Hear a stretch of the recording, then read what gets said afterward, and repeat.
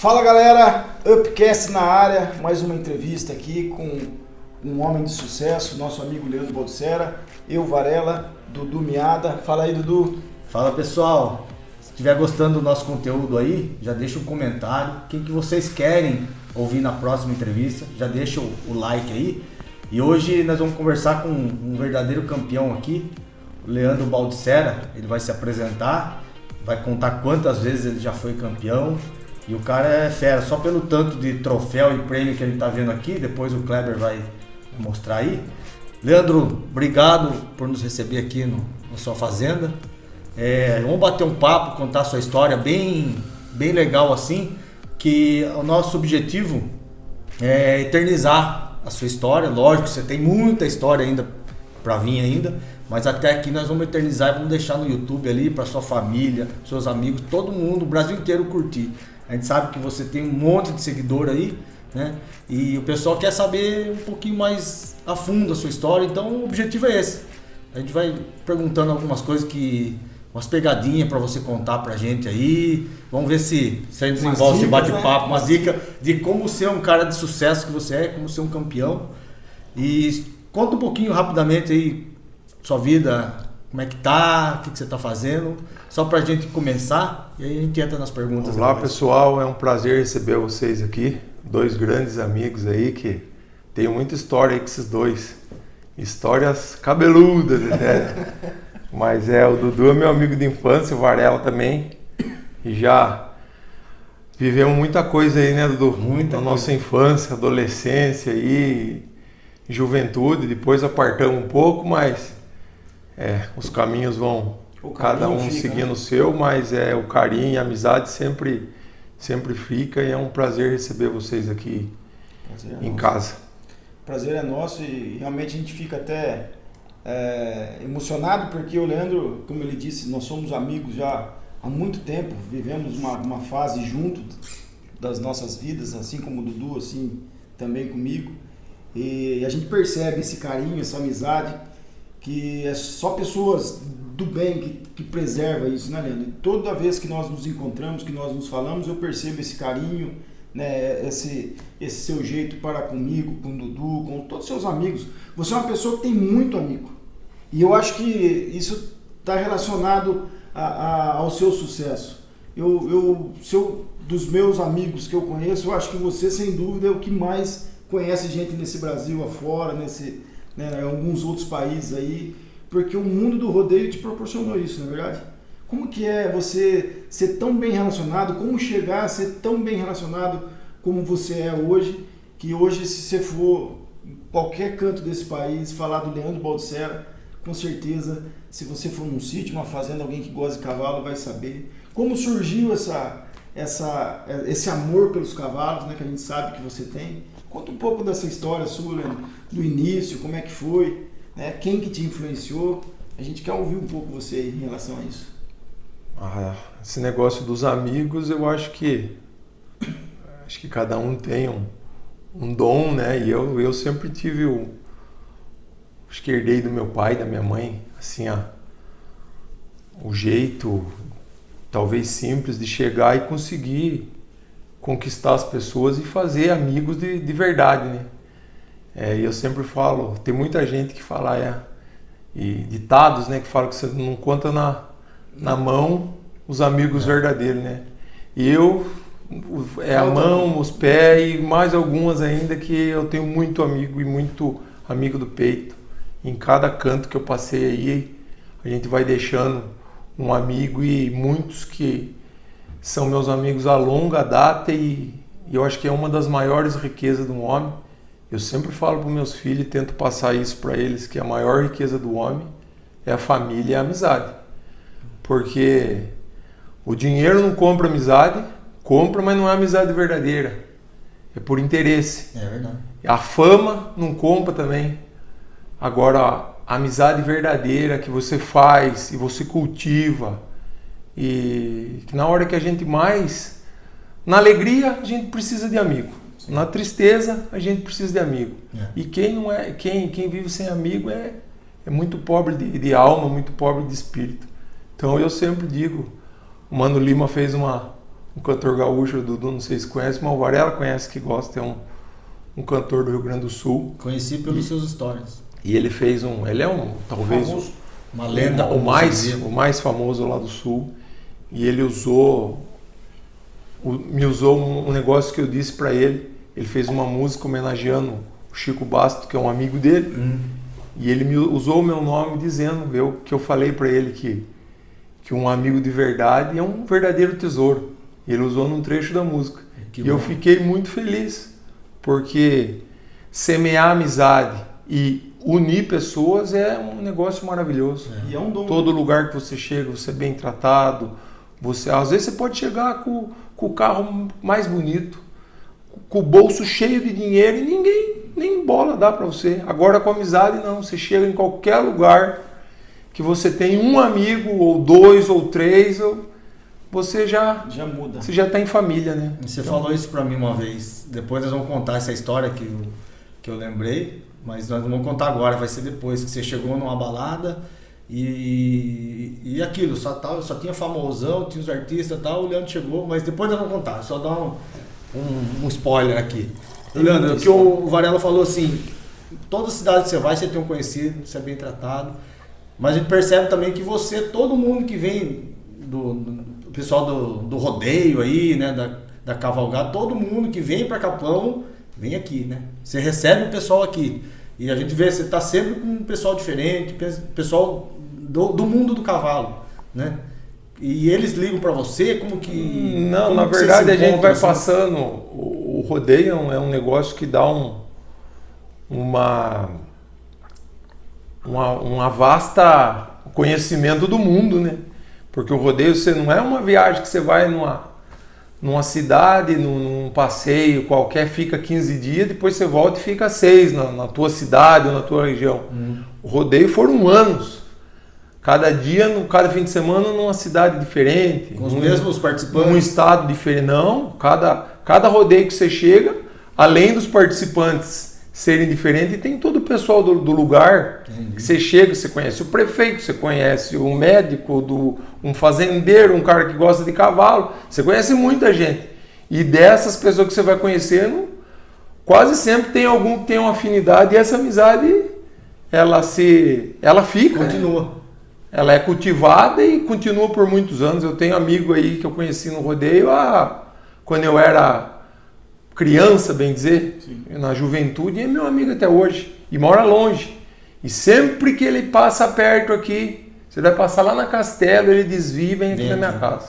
E se eu passo perto da casa dele, então por isso que tanta gente vem na minha casa, porque o cara tá passando na Raposo lá, puta, tá perto de Capão, vou lá dar um abraço no Leandro.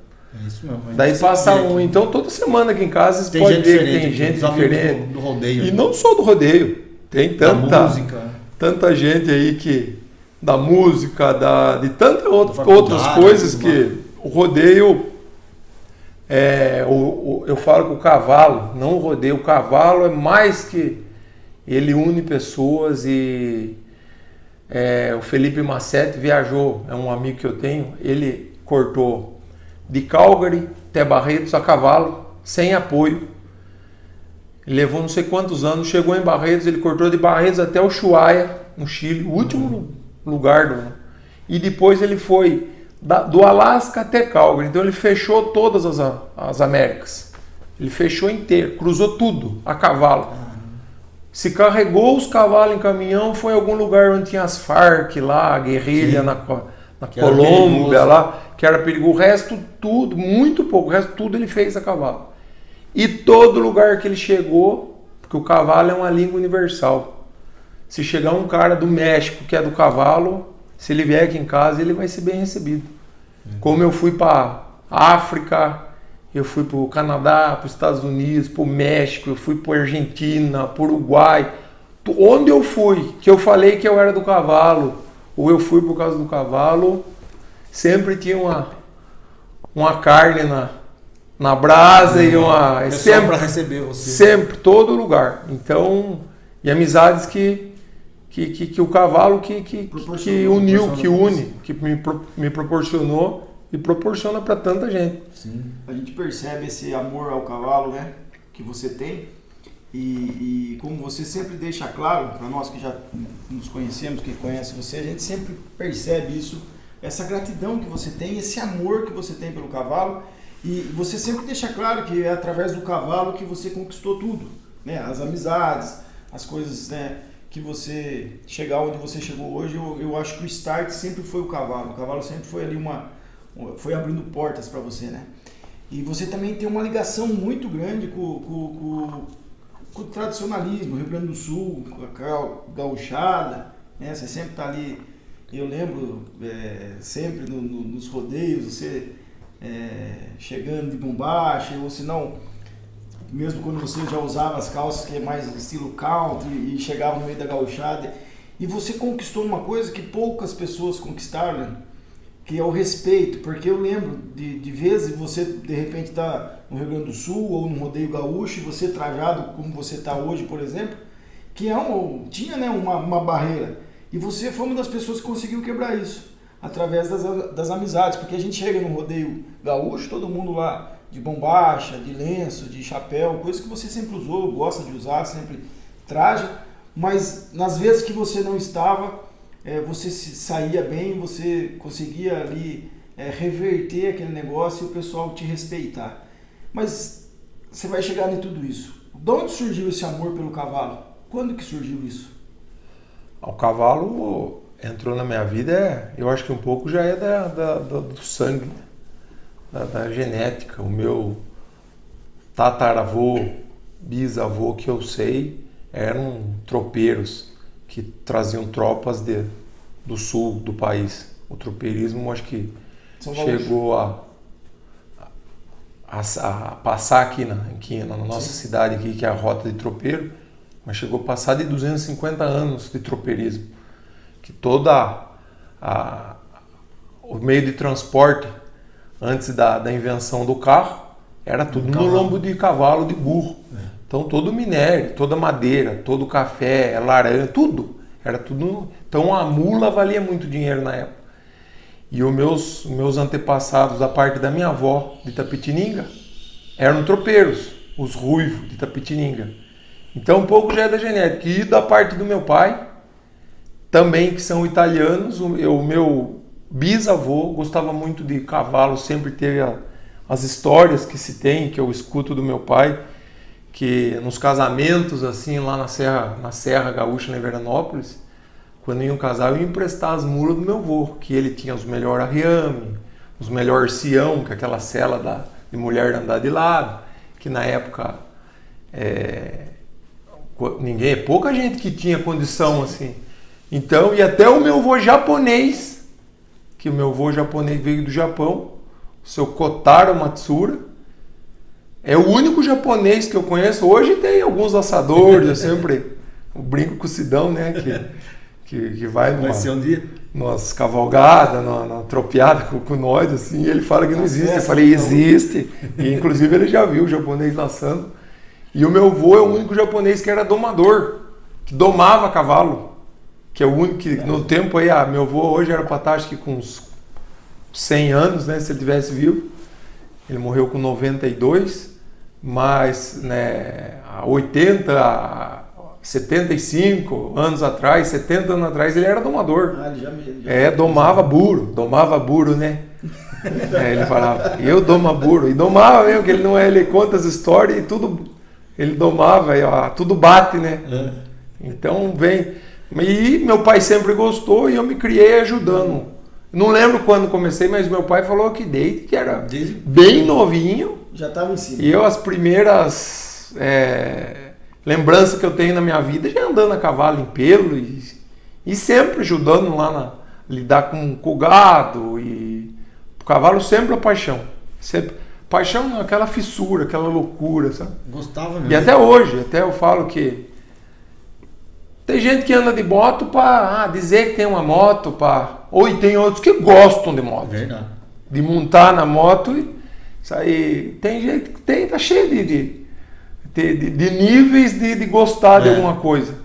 Eu do cavalo é incrível, porque hoje, e até hoje, eu agora estou aqui morando aqui na fazenda, aqui na pandemia, eu monto por dia 5, 6 cavalos.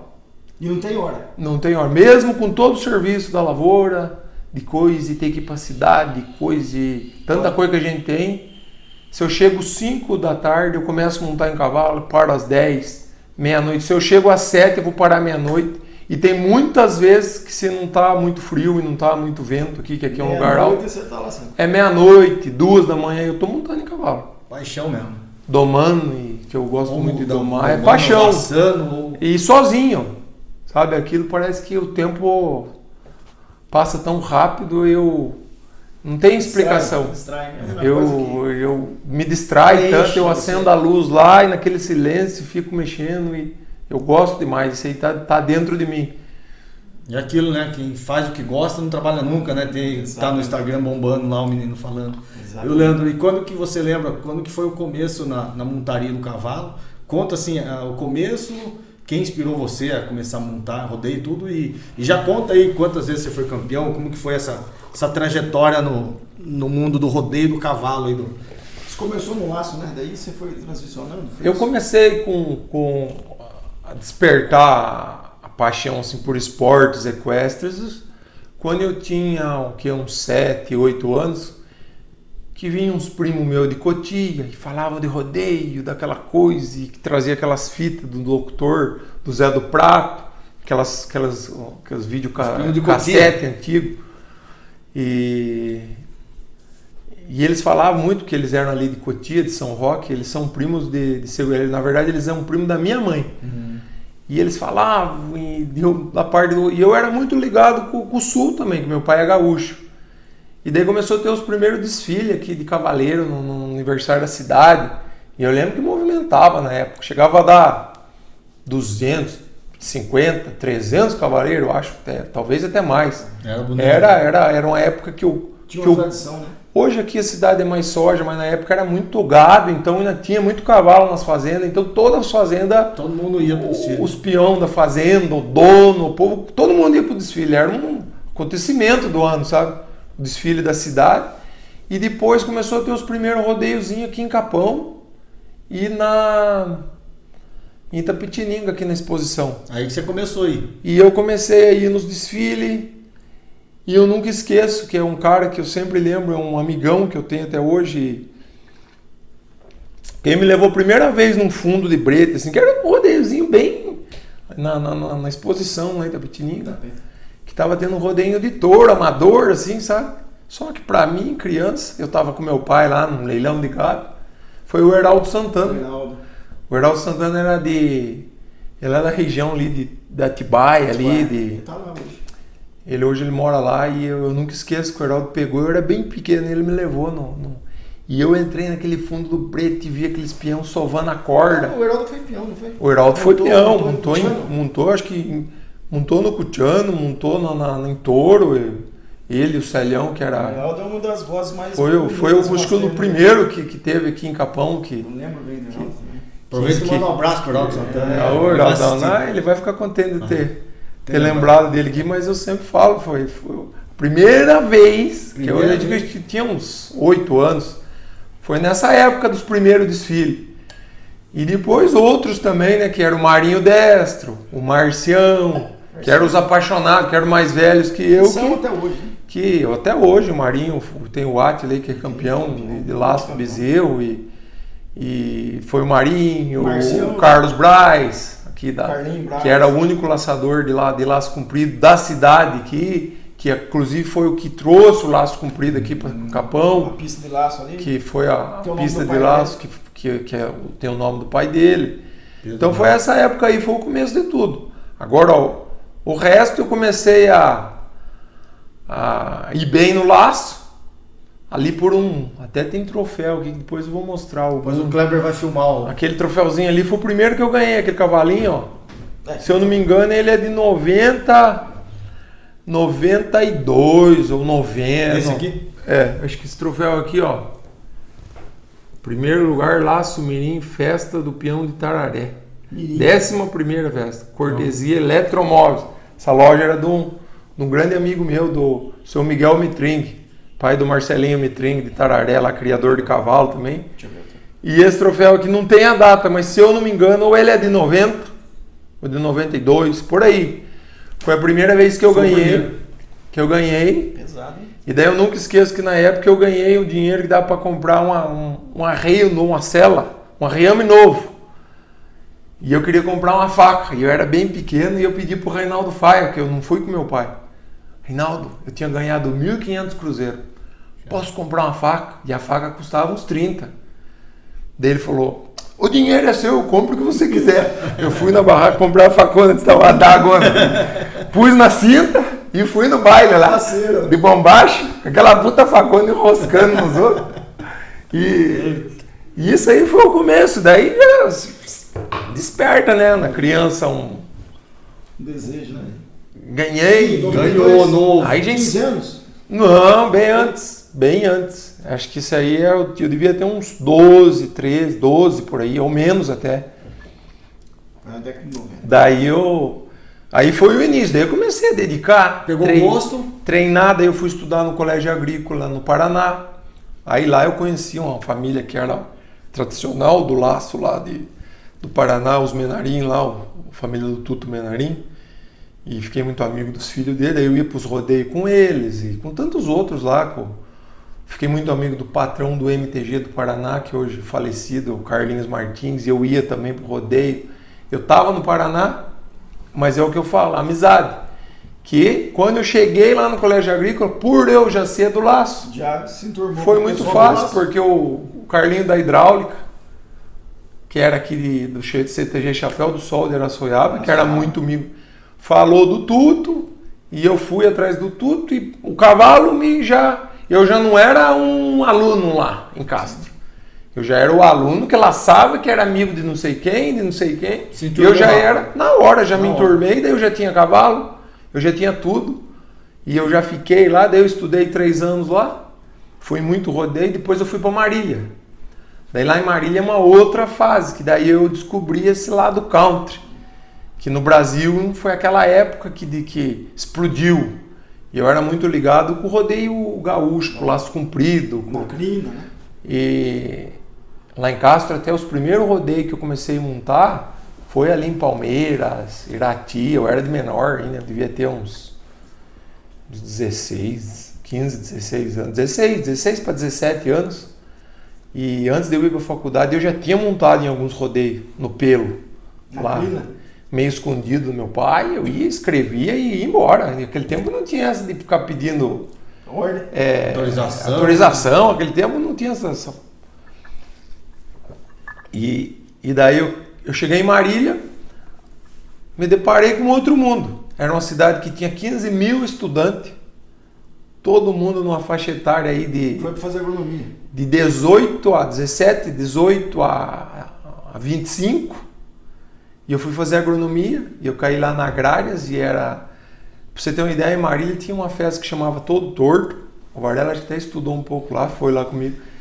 E foi onde estourou o sertanejo. A música sertaneja estourou lá. Universitário. E não era universitário, não, era antes do universitário. Sertanejo mesmo. Antes. Universitário foi o tempo ali do Sorocaba, do Jorge Mateus, dos gordos lá. César Menor. E foi bem antes aí. Foi quando estourou, quando o Zezé, aquela milionário Zé Rico, o Zezé, o Chitão, que virou sucesso, eles já tinham, mas virou.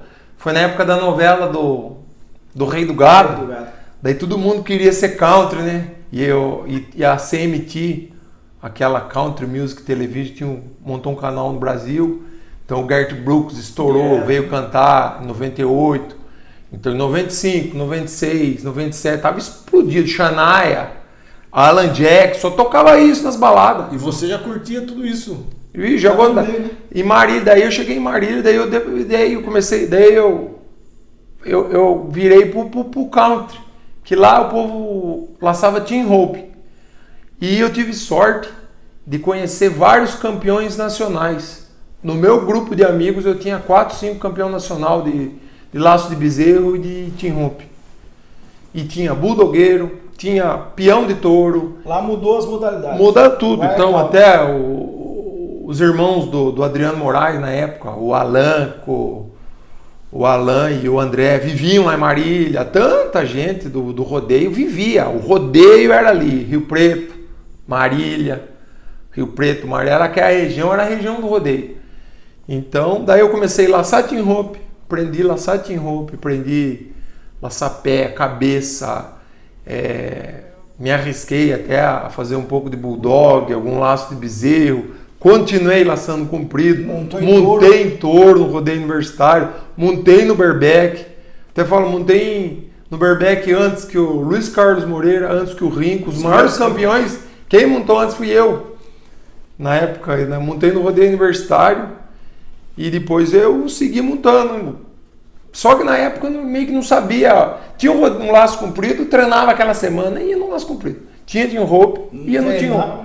E esse pessoal que você falou que era campeão, eles faziam o quê? Eles eram campeão no... Eles eram os campeões, esse pessoal tinha o Guilherme Gregolin, que era campeão de laço, de bezerro, campeão de team rope. Depois ele foi campeão de mais 2 ou 3 modalidades, até faleceu aí faz umas 2 semanas atrás. Um irmão aí que eu tive, Edson Belode, Kleber Zanovello, o Marcelo Ferreira, o Lô, que foi presidente da BQM, todos eram campeões nacionais de laço. Né? Então eu tive uma escola com eles ali. Já fui morar junto. Nilson Gardenal aqui de Tatuí. Então eu já caí canapa. Então já foi morar com os campeões. Já fui aprendendo a laçar team rope, que mudou tudo, né? Todo. Só que eu aprendi várias modalidades. Até hoje o povo fala, nossa, quantas coisas que você faz, que é difícil alguém que faça tanta coisa. Eu já Você aprendeu eu tudo. Laço pé, laço cabeça no team rope, laço comprido, laço bezerro. Nunca participei de prova, mas de vez em quando vou ali no ato, ele dá uma brincada. Já montei em touro, já montei no estilo gaúcho, no indua, na gurupa, no pelo. Montei em touro, montei no bareback. Então, como é que eu... Porque eu conheci sempre por causa de amizade. Minha vida resume em amizade, porque eu cheguei nos lugares e a vontade eu sempre tive, sabe? Gostava pra caramba? Não, eu nunca tive aquele negócio de, não sei, não sei o quê. Que nem esses dias eu tô com os amigos aqui que eu conheci do polo. Eu nunca joguei polo. E eles querem que eu vou, no dia que der eu já embarco também e vou aprender a jogar polo. Posso até errar as tacadas, mas que eu vou. Então eu sempre gostei de experimentar então isso aí foi um negócio que eu fiz muita coisa e hoje eu tô chegando numa hora que eu vou ter que parar de montar. Eu sou um cara hoje que se eu quiser ir numa prova de team rope, eu fazia dia que eu não laçava de team rope, eu vou e laço de igual para igual, assim, sabe? Chance de ganhar igual que... E não vou falar que vou na cabeceira ali, mas se eu der um treininho eu vou... Dá pra brincar bem. No mediano eu vou bonito. Vou no laço comprido, que já lacei muito bem, vou em qualquer modalidade aí, coisa que depois que eu parar de montar, eu vou continuar com o cavalo até o dia que eu morrer. Se Deus quiser, eu vou continuar praticando outros esportes, né? Sim. Outros... Você realmente tem uma facilidade, pode dizer que você tem um dom, né? Você gostar e tudo mais, você tem dom porque você sempre aprendeu com muita facilidade tudo que é relacionado ao cavalo. Mas de fato, o que te projetou mundialmente, vamos falar aí, né? No mundo do cavalo foi a sela americana. Como surgiu a sela americana na sua vida? A sela americana, eu sempre assistia desde moleque. Eu sempre gostei muito de assistir aqueles cassetes da National Finals dos Estados Unidos.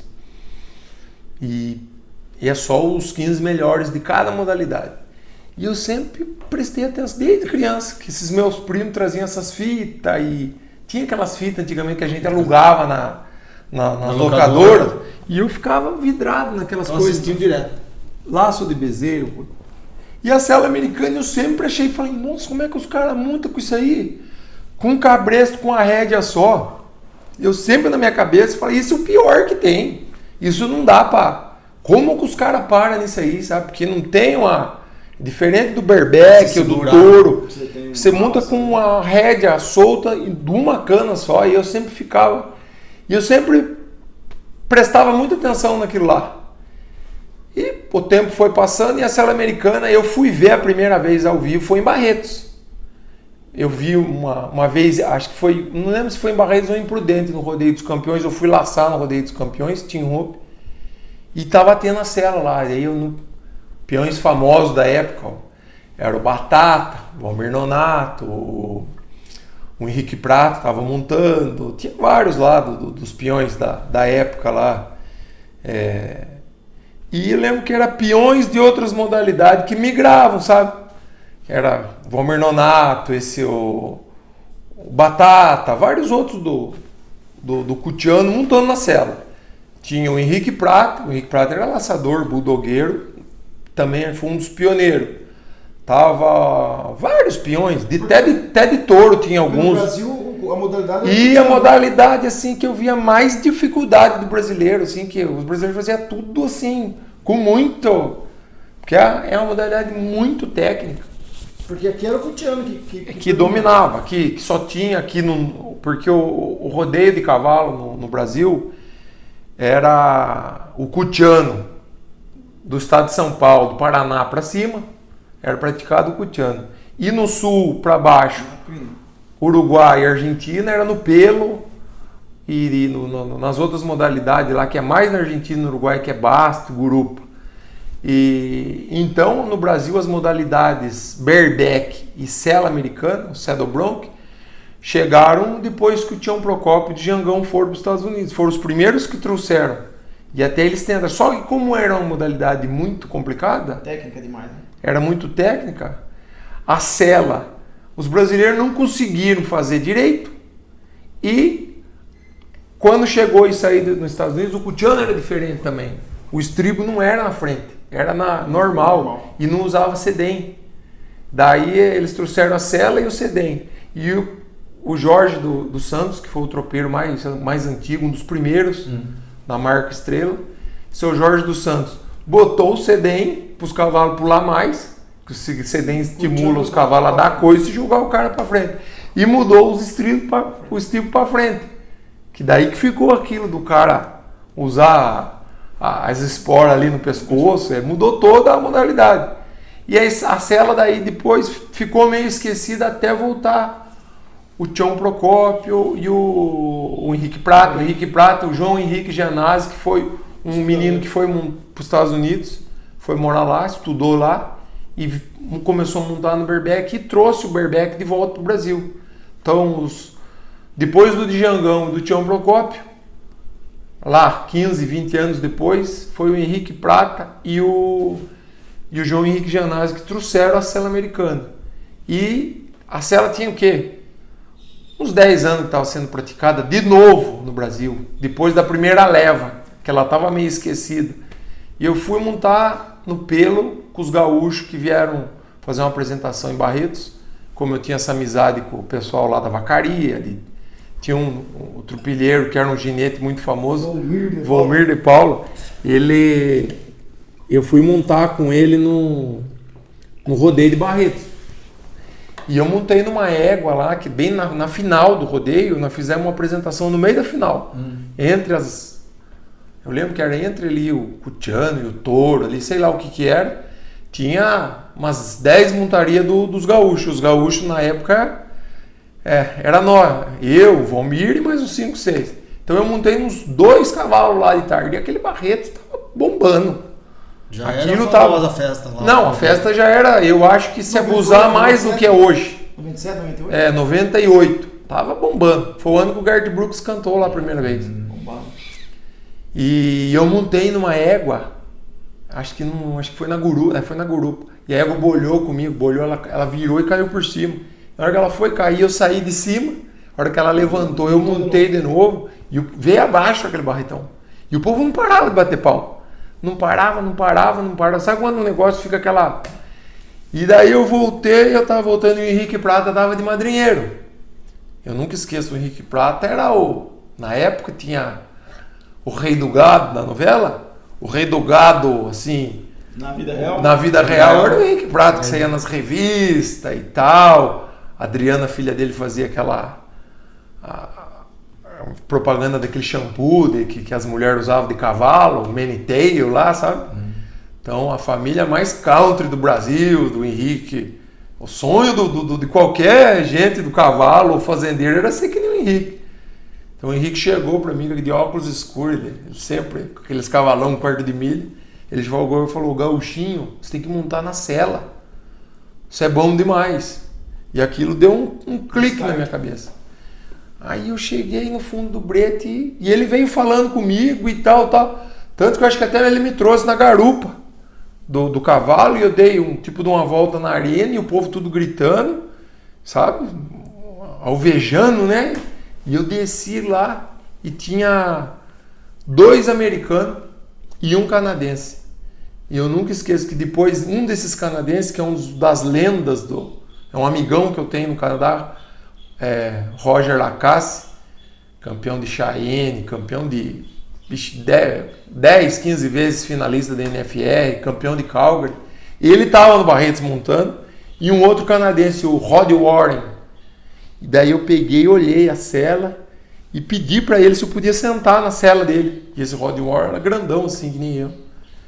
E eu lembrava desse Rod Warren nas fitas da NFR. Que o Barretos trouxe o que tinha de melhor no Canadá e nos Estados Unidos. E eu sentei na cela dele e eu falei: nossa. Sabe quando você senta, você fala: não, aqui é a minha poltrona. Eu pensei: não, aqui é aqui que eu me acomodei naquilo, sabe?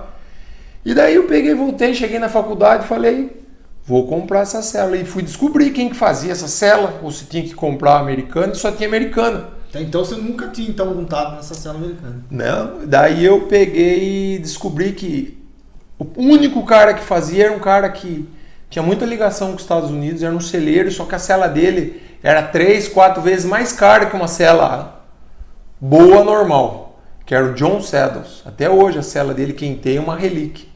Ele deixou um pupilo dele, o Baiano, que é hoje também um dos melhores celeiros que tem no Brasil. Mas na cela, a época, eu lembro que a cela era muito cara. Até esses dias estavam fazendo uma reportagem com o menino aqui, e ele perguntando, eu falei para ele: uma cela normal hoje custa de 5, 6, uma cela top, 7 mil. E uma cela muito além, assim, uma cela americana nos Estados Unidos é 3 mil dólares, 4 mil dólares, um pouco menos. E essa cela do John Saddles, eu lembro que era, vamos botar no dinheiro de hoje, era 10 mil reais. E na época, gurizão de faculdade e tal, era dinheiro, né? Daí eu peguei, mandei fazer. Liguei lá e tal, e ele queria um sinal. Eu peguei e mandei o sinal. Eu lembro que estava na cooperativa e falei pro meu pai: pai, dá um dinheiro aí que eu comprei uma cela. Daí eu tenho que pagar. Daí ele: que cela? Quanto que é? E o meu pai era meio agarrado nos pila, né? Ele falou pra mim: mas quanto? Eu falei, na época era R$1.500, eu acho que eu falei, R$1.500. Você tá ficando louco, rapaz? Uma cela de R$1.500? Cela, mas que cela que é essa pra valer tanto dinheiro? Eu falei: é uma cela de montaria. Nossa senhora, eu nunca esqueço a cara que ele fez. O Leomir, velho, fechou a carranca e falou assim pra mim: larga a mão disso, rapaz. Isso é um negócio que em cada 1000, um dá certo. Isso não dá nada pra ninguém. Daí eu nunca esqueço que eu falei pra ele assim: mas de pronto, então eu vou ser esse um dos 1000. Dá o dinheiro aí que eu já comprei e não tem jeito. Tem que pagar. Eu tenho que pagar. E eu tava trabalhando bastante na roça, no feijão, não teve. Ele pegou e fez o checão lá. Levei e paguei. O homem chegou a cela. Daí a cela veio tudo errado, porque tinha medida. Tamanho. Tem tudo uma história. A cela era muito complicada. A cela veio totalmente errado. E daí ninguém sabia nada no Brasil. O povo montava só na garra, naquela loucura. E daí que foi o começo de toda a história, né? Daí eu comecei a treinar aqui. Aí aparece lá na fazenda Granito, Aras Granito. Na época eu tive sorte de ter 25 cavalos aqui, né? Dos gaúchos, que estavam fazendo umas apresentações aqui Tapetininga, no estado aí, rodeio da Americana, Cerquilho. Esse gaúcho que Barretos. Grande deixou em Capão. O Leandro ajeitou um lugar para ele deixar os cavalos aqui e ele ia fazer E eu cuidava dos cavalos e treinava nos cavalos. Ele colocava a cela nos Treinava nos cavalos com essa cela aí que você comprou. Com essa, só que daí eu tive um ano para treinar. Um ano não, que eu quase uns 10, 8 meses até eu ir no primeiro rodeio. E a vez que eu fui no primeiro rodeio a Jaguariúna já era o segundo maior rodeio do Brasil. E o mais bonito e tal. E eu fui lá sem inscrição, sem nada, e cheguei lá. E o genro do Henrique, que é o Edinho Belotti, que é um amigão que eu tenho, ele namorava com a filha do Henrique, a Adriana. E eu só lembrava do Henrique dessa vez. E eu falei, se abusar esse homem nem lembra de mim, né? Foi o primeiro contato que você teve lá. E eu nunca esqueço que eu peguei e eu fui dormi num motel, porque não tinha nem hotel na cidade, tava tudo lotado. Dormimos num motel lá perto de Campinas. E eu e o Couve, Ronaldo César. Liguei pro Edinho lá e tal e consegui falar. E falei, Edinho, vê se seu sogro ajeita uma inscrição aí pra mim.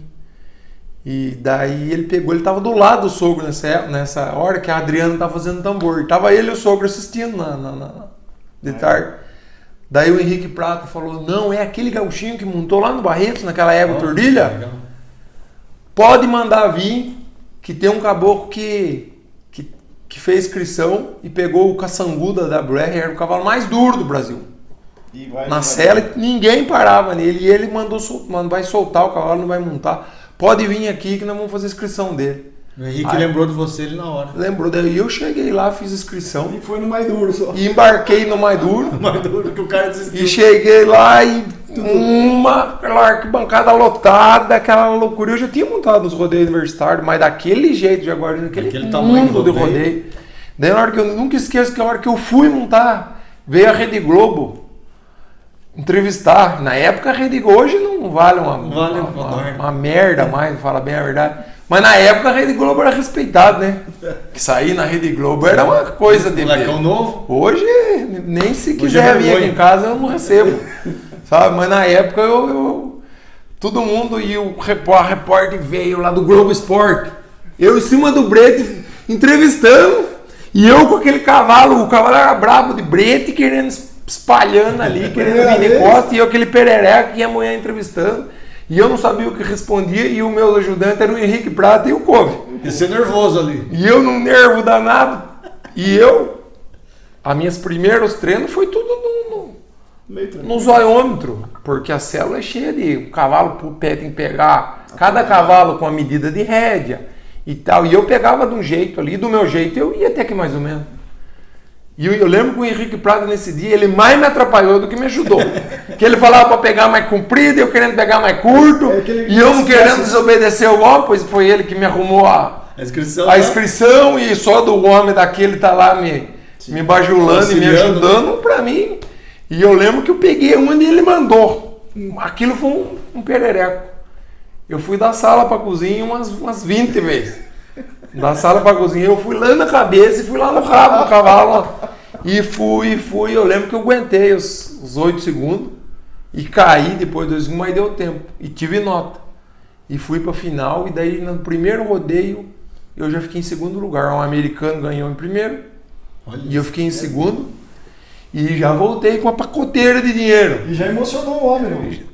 Não, daí eu cheguei e montei. O Henrique ficou emocionado e o Adriano Moraes com o Tião Procópio, que pra mim o Adriano era... Lenda. O Tião também, lenda, né? O Tião foi... Hoje os dois são grandes amigos que eu tenho. Os 3, né? O Henrique também. O Henrique é um segundo pai e os outros são que nem irmão pra mim. O Tião e o Adriano. E eu lembro que eles vieram me parabenizar lá depois, né? De ter parado no cavalo e o Tião, o Adriano falou, tem que continuar e tal. E eu montei na final e na final já saí esporeando, coisa que os brasileiros quase não faziam. E o povo falou, nossa, olha esse gauchinho que vocês falavam, esse cara é bom, rapaz. E tal, e eu comecei, daí pronto, né? E eu nunca esqueço que na época o prêmio era, pro segundo lugar, era R$4.500. Pense bem, reais. Não vou dizer 99. Foi em o rodeio de Jaguariúna sempre era em maio. Começo de maio. Da célula. Eu não sei quanto dava de dinheiro, mas pelo menos uns 20 mil de hoje dava. Então era bastante. E eu peguei aquele pacote de dinheiro e pus num saco de pão. Eu nunca esqueço que tempo a minha avó tinha a pensão, eu vim ali na pensão, cheguei cedo lá, né? Pacoteira. Com a pacoteira de dinheiro que meu pai ia tomar café cedo lá. E eu cheguei cedo. Café e almoço era ali, né? Na mesma hora ali na coisa, tava todo mundo lá meio reunido. Pensão da Vó Tereza. E o meu pai pegou e falou assim... E aquele tempo não tinha internet, ninguém sabia de nada. Quem ganhou, quem não ganhou, não existia nada. Chegava. O troféuzinho que era... E aí, peão, como é que fui? Falei, fui mais ou menos até. Deu pra pagar uma parcelinha da cela. E revirei aquele pacoteirão de dinheiro assim, ó. Que chegou a... Clareou os olhos. Ele olhou aquilo. É a mesma coisa que você revirar uma só de 100, assim, né? Só delas Verdone. Revirei em cima da mesa, assim. Joguei por cima daqueles pacotes de pão. Falei, aí, ó. Falei que eu ia ser um dos 1000. E o primeiro já começou E bem. daí já fui. Daí nesse ano já ganhei uma caminhonete. E já ganhei um monte de rodeio. Eu lembro que eu ganhei... Foi eu balão, ganhei né? bastante... Assim, dinheiro. Não dinheiro. Dinheiro não tava nem aí. Bastante prêmio. Eu queria... fivelas, adrenalina. Adrenalina e a fivela. Eu queria a fivela. Eu queria ser um peão. Eu queria viver a vida de um cowboy de rodeio. Isso que eu queria. Aquele sonho. Sabe? De sair, montar na caminhonete, jogar a celona na trás, uma mala e cruzar o mundo e fazer amigo. Era isso aí. Eu tava, Primeiro a fivelona. sabe? E a fivela, a fivela no mundo do rodeio, eu acho que a fivela vale muito mais do que um troféu ou uma medalha. Ó. Eu tenho É o cinturão do... um coisinho ali cheio de medalha de luta, de judô e de sumô. E tá ali, ó. Só se o cara fuçar muito pra ver, que vier aqui na minha casa, pra saber. Agora a fivela não, eu carregar ela na cinta. E o Kleber E vai eu mostrar tenho- depois. Anda com ela, né? Kleber vai mostrar um pouco de fivela que o Leandro tem aqui também. Isso aqui é tudo prêmio, Leandro. Aqui é tudo prêmio, ainda tenho mais umas 3 vezes disso aqui lá na minha casa, que as mais valiosas eu guardo lá na minha casa. Que Coisa mais linda. que Só eu- um parênteses, Leandro, o jeito de falar, seu pai até hoje, só chama você de peão, né? Eu sei que eu converso com ele, não, o peão já vem, o peão tá não sei na rua. Então, desse dia aí, ele começou a chamar você de peão? Não, eles sempre chamam de peão. Sempre? Porque quando eu lembro, eu era criança, minha mãe falava, todo mundo tinha aquele negócio na escola, o que queria ser, né? De ser peão. E um queria ser não sei o quê, um queria ser não sei o quê, e eu queria ser peão. E aquilo era que peão, o peão era muito... Na época o povo tinha na cabeça que... Chico Bento. o peão era aquele cara, o peão de rodeio. Ah, o peão de rodeio. Porque o Chico peão Bento era o agricultor peão de antigamente. estrada, que era aquele boiadeiro, Sim. ou o tropeiro, que aquele Tinha um preconceito, cara... né? Tinha um preconceito. Aquele cara sem parada.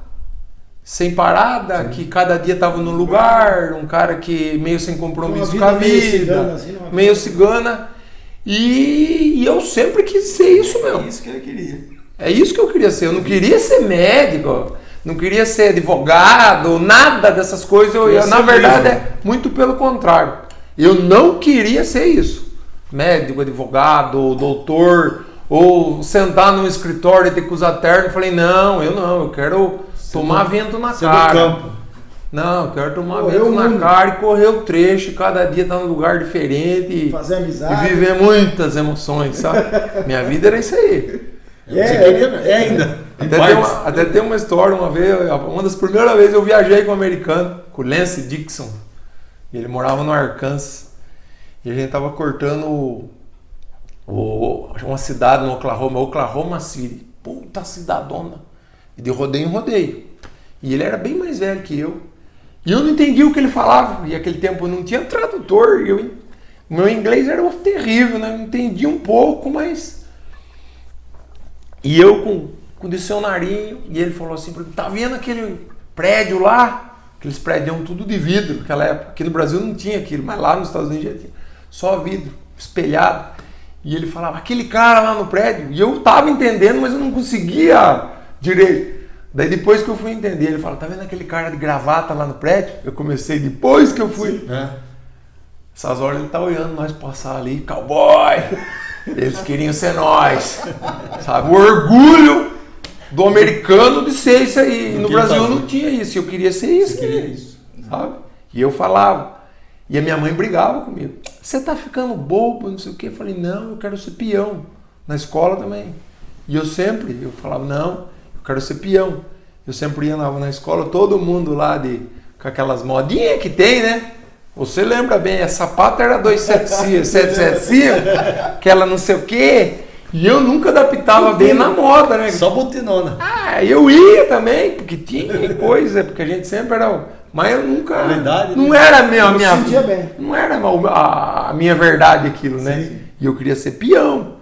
E eu sempre tive muito orgulho disso. E depois que o meu pai sempre me chamou de peão, porque era eu que ia cuidar do gado, e sempre de bota, de chapéu. E hoje eu tenho muito orgulho de ser um peão, de... Um dos melhores, né? Esse aí, eu não trocaria isso por nada na vida. Um dos melhores, se não o melhor. Teve alguém que ganhou mais de 10 vezes lá já? Não, né? Lá em Barretos, de Barretos, que nenhuma modalidade teve. Você foi o que mais ganhou até hoje. O maior campeão de Barretos, independente de modalidade, nunca ninguém ganhou 10 vezes Barretos. Seja touro, seja... Então você falou pro seu pai, ó, tá aqui... Não, aquele hoje não, ele nunca teve... Nunca ele teve, assim, nenhum preconceito de ser peão e tal. Mas lógico... Ele tinha medo do na perigo, hora né? que nem ele queria que... Talvez Talvez ele tinha medo de machucar. Também, tinha medo de eu largar de tudo para seguir só isso aí. E não foi, né, o que aconteceu. Eu sempre falo, eu deixei às vezes um pouco os negócios de lado, larguei uma época a fazenda, a lavoura, tudo, as coisas do meu pai, que era eu que era o braço direito dele, para dedicar pro rodeio. E também você fala que não me arrependo nem um pouco, porque eu vivi um sonho. Tem tempo, você quer que seu filho viva isso? Eu falo lógico que eu quero. Eu vivi um sonho. Meu sonho eu vivi. Viveu o que você queria. E sou realizado. Toda vez que eu olho nesses quadros, ou lembro de alguma coisa do passado, ou tipo, vejo uma foto daquela montando o The América, um rodeio de $1 milhão, ou montando um touro no Desafio do Bem ali, ó. 2013 arrecadou 5 milhões para o Hospital do Câncer. Tantos outros rodeios aí, ó, tanta cidade no México, no Canadá, e tantos amigos que eu fiz, e eu falo que eu fiz muito mais coisa do que se eu tivesse ganho tudo que foi dinheiro, com a lavoura ou com qualquer outra profissão. Sim. Entendeu? Sabe? Eu nunca ia me realizar, porque talvez eu seria um puta de um agricultor, como tem vários aqui, sabe? Sim. Só que com todo o dinheiro que eles têm, eles não falam nem 5%, não conheço um que tenha de amizade, de conhecimento que eu tenho. De alguns amigos, porque não tiveram essa chance de andar, de conhecer novas culturas, novos lugares. E o que me trouxe um negócio que eu sempre falo, que é o respeito. O respeito por tudo, sabe? É o que você fala que quanto mais você anda, mais você respeita as pessoas, você mais respeita religiões, você mais respeita a realidade de cada um. Você vê, você nunca sabe a realidade de uma pessoa, de um lugar, de uma coisa. A gente para de julgar. Quanto mais você anda, quanto mais você viaja, mais você conhece, a tua cabeça começa a abrir. E isso aí que me proporcionou foi o rodeio, foi o cavalo. Então eu falo que vivi um sonho. Eu sempre falo que pro meu filho, se ele tiver essa oportunidade, e não é no rodeio, qualquer esporte ou em qualquer carreira também, que ele seja um médico, um agrônomo, alguma coisa, e ele siga, ele ame aquilo lá, ele faça, que ame, que dê muito prazer e muito orgulho para ele. Então eu sou um cara realizado sendo um peão. Pessoal, a gente está diante simplesmente do maior campeão de Barretos, 10 vezes campeão de Barretos. 10, ele estava falando para mim aqui, ó, 10 porque não teve o ano passado nem nesse por causa da pandemia, né, Leandro? Apesar que ele já está aqui com mais de 40, já quarentou, né, Leandro? E tava 30 e poucos. Tava pensando em parar. Aí ele acabou fazendo um regime através do coach dele aí, né? O meu coach tá meio gordinho, danadão. Eu vou dar um coach pra ele. O meu coach é um... E ele tá se sentindo um molecão de 20 anos. É um grande... Na verdade, eu nunca tive tendência para engordar. E eu sempre via muita gente sofrendo com obesidade. E eu falo que não é a idade que limita o homem. A idade limita, lógico. Mas muito mais é o descuido com a saúde. O descuido. Porque os meus amigos com 40, com 35, já estão gordos, estão acabados. Os caras bebem demais, exageram em um monte de coisa.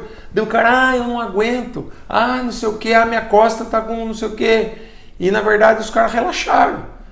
E daí eu nunca tive essa tendência de engordar. Só que com essa pandemia aí, a comilança em casa, e você não faz quase nada. E você achou exagero. Eu nunca tinha passado os 3 dígitos. Nunca na minha vida. E eu passei. E você grandou. E eu cheguei a pesar 101 quilos. Eu tenho 1,90m. Mais de 90, 91. E eu cheguei a pesar 101 quilos. Que não é absurdo. E eu vi um vídeo desse nosso coach aí, que ele filmou. Eu laçando numa prova. E ele sempre faz uns coach com uns gordinhos e tal, incentivando o povo a emagrecer e tal. E ele falou, um vídeo, ele falou, nossa, peão, você tá gordo, hein? E eu tava meio pesadão mesmo. Eu olhei e falei, puta, eu assustei no vídeo. Falei, esse cara não sou eu. Eu tava grandão, sabe? Mondrongão, assim, aquele, que nem aqueles homão da academia, sorvetão, que nem um sorvete. Daí ia na academia e comia que nem um leão. Ficava forte, tava forte, né? Tava que coisão, assim, né? Daí peguei, a bochecha que nem um... Daí eu peguei e falei, né? Daí ele pegou e falei, rapaz, você tá acostumado a dar coach pra esses gordinhos que não tem atitude. Comigo não, porque eu sempre fui um cara, assim, muito determinado. Se eu pego uma coisa pra fazer, eu sou muito chato, eu pego e faço. Se eu me invocar, eu faço, sabe? Se eu pegar pra tocar violão, eu vou tocar. Se eu pegar pra domar um cavalo, eu domo ele. Eu não falo que vou domar, não. Sabe? E não fico enrolando e dando desculpa. Meu jeito de ser. Eu acho que é o que falta pra muita gente, sabe? Determinação. É determinação. É parar com desculpinha e fazer. Sim. E tranquei o pé. Tranquei o pé em 6 meses. Hoje eu tô com 82 quilos. Eu tô com quase 20 quilos a menos. Já tá achando. Daí já ganhei daí agora eu tava pensando em parar ali com os 45. Eu tinha uma aposta de montar com um amigo meu até os 50. Ele machucou, né? Mas eu tô na pegada. Tá com tudo. Mas agora eu já tô pensando em mudar. Eu vou até os 60 agora, magrão assim. Né? Tô com 83, 82, né? Leandro, a gente fica mais ligeiro. Você deve ter e tem. E vou desafiar o nosso coach aí que tá meio fofinho. Vai emagrecer também. Quero ver dar coach, é fácil. Ele vai no Brunão lá e quero ver perder uns 15 e 20. Que tá bem regudinho, danadinho, né?